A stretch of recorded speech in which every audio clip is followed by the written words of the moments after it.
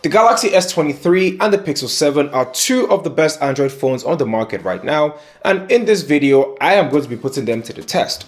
I have been using both these phones every day for the last week, and I am spoiled for choice on what phone to use permanently because there are some features that I love on the S23 and there are some that I love on the Pixel 7. So let's see which is the better phone and the better value for money. Exciting, isn't it? Let's go. Let's start things off with the S23. Now, just like the S22 Ultra from last year, the S23 now has the same floating camera design. This gives all three devices a more uniform look. However, I still prefer the design of the S22.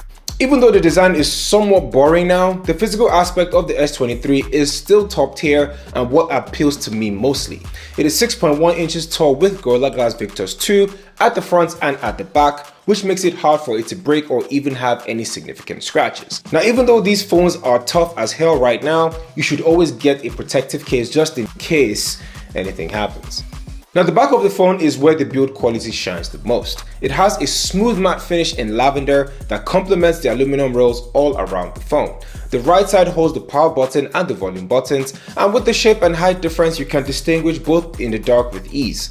Now, at the bottom you have a single USB-C port that is standard and stereo speakers. Whereas on the Pixel 7, it is a 6.3-inch phone with a glossy back and an aluminum frame. Now, the glass frame will allow a lot more smudges and marks, but the snow white or the lemon green color or lemongrass color right here hides that a lot better than the default obsidian black. Now, the Pixel 7 is just thin enough to give it a better grip and comfort due to the aluminum frame and weight, which is a lot lighter this year at 197 grams. It still has the horizontal camera bar from last year with visual improvements to that area, making it an overall better design than the Pixel 7. Now, just like the S23, the Pixel 7 has the volume button on the right side, a single USB-C port at the bottom, and stereo speakers that are really on par with each other. So with a better overall design with its unique camera bar, the Pixel 7 will take this round. Moving on to the display, the S23 is a 1080p AMOLED 2X with a smooth 120Hz display. All sides are symmetrical with a single hole punch camera in the center that utilizes its screen real estate. Now, the 1080p might disappoint some, but when compared with other high-end phones, you won't see much of a difference, trust me. And for that retail price, I think Samsung did pretty well with this display. Also, there is a significant upgrade with its brightness. The S23 now has a max brightness of 750 nits, which is a lot brighter than a lot of flagships in this price range. Now, I have no issues when navigating my phone outside, but if by any chance you can't navigate your phone outside, which I highly doubt, the S23 also has a vision booster to help enhance your experience. The majority of the time, you might not even need that much brightness. Now, on the Pixel 7, the display is improved from the Pixel 6, but it still lags behind the S23. Now, when compared, the bezels here are much more visible with also having a single hole punch camera in the center, but it is slightly bigger than the S23. A downside though is that the display is a 90Hz refresh rate. It does make scrolling smooth, but it's not as great as having a 120Hz refresh rate on the S23. Now, even though the brightness on the Pixel 7 was improved to 1400 nits, the S23 blows it out of the water in that regard. Now, when it comes to securing your phone, both the Pixel 7 and the S23 can be unlocked through a fingerprint scanner and face unlock. The S23 has an ultrasonic fingerprint scanner, while the Pixel 7 has an optical fingerprint reader. Now, with the ultrasonic, the S23 has a better, more secure reader that also works with wet or dirty hands, and it's also very responsive. So with a better display, little to no bezels, and better security, the S23 will take this round. Now, so far there is a stalemate between the Pixel 7 and the Galaxy S23, but there is still time for a winner, especially regarding the battery life. Now, the S23 battery capacity has improved this year. It is now 3900 mAh of battery from last year's 3700.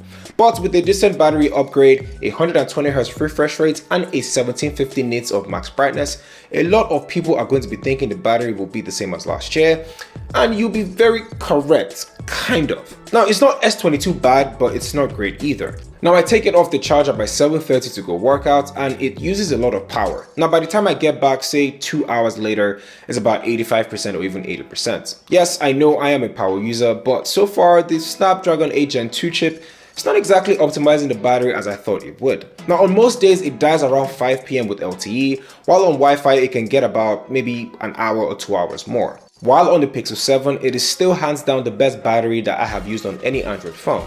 It has a battery capacity of 4,355 milliamp hours of battery, and it has consistently given me about 7 to 9 hours of screen on time since I've been testing both these phones. Now, I start my day pretty early and end my day about 11 p.m. with 30% of battery left. And my standby time has also improved. With using a lot of apps from Twitter and watching videos and many other things, it took an hour for my battery to drop all the way to 99%, which is pretty amazing still. So with having a better battery, the Pixel 7 will definitely take this round. So it's 2023 and we have new SoCs in both these phones and different Android skins with One UI and Material U.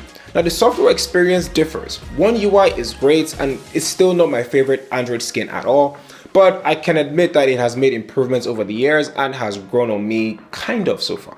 Now I can say Samsung still has the most consistent version of Android since I started using this. Performance has been really strong with the S23, it's very snappy with the high refresh rates, and if you play games, you will be very satisfied.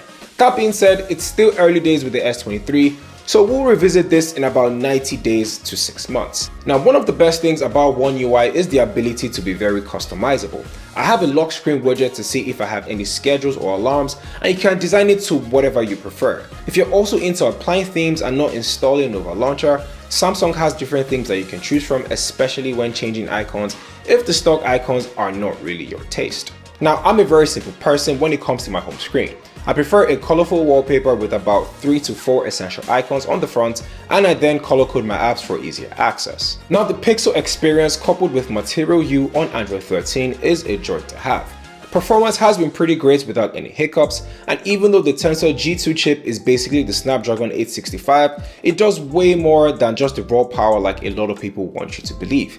The smarter, and I emphasize on smarter, Tensor G2 will bring better and faster processing to your photos. It will also bring better battery optimizations, video improvements to the camera, and improvements to the already brilliant text-to-speech feature. Now, from the vertical app drawer, the wallpaper adaptations, the widget system, and of course the little quality of life changes with the Google Assistant, if I could pick one Android skin to represent the entire Android ecosystem, it will definitely be the Pixel experience. With that being said, the Pixel 7 will take this round when it comes to performance and of course software. Finally, the most important category on this list, the cameras. The cameras on both these phones differ a whole lot. Now the S23 has the same camera specs as last year, which means we're arguably getting the same image quality when we take pictures, which isn't necessarily a bad thing. It is a 50 megapixel wide-angle lens, a 10 megapixel telephoto lens with 30x zoom, and a 12 megapixel ultra-wide lens. Whereas the Pixel 7 has a dual camera setup with a 50 megapixel main wide-angle lens and a 12 megapixel ultra-wide lens with no telephoto. Now on the front, it has an improved 11 megapixel camera that shoots video in 1080p at 30 and 60 frames per second. Now during the day, pictures from both these phones come out really well.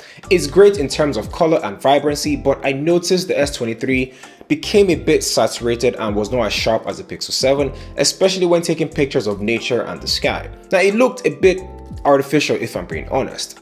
Now the ultra-wide on both the Pixel 7 and the S23 are great, but there is so much more detail and color balance on the Pixel 7, making it better for pictures. Now the S23 kind of, and I mean kind of, also shines with its video. It shoots in 8K, which the Pixel does not, but at the same time shooting in 8K is great, but there are not a lot of 8K devices in the world, so you won't be able to see the full effect. So it's better to just shoot in 4K, which the Pixel 7 excels in. Now when it comes to who has the better camera, the Pixel 7 will take this round because it has a better camera than the S23 in terms of its wide-angle lens and its ultra-wide pictures. Now if you're also into video though, both these phones are great in that regard. Now with all that being said, the clear winner here is the Pixel 7.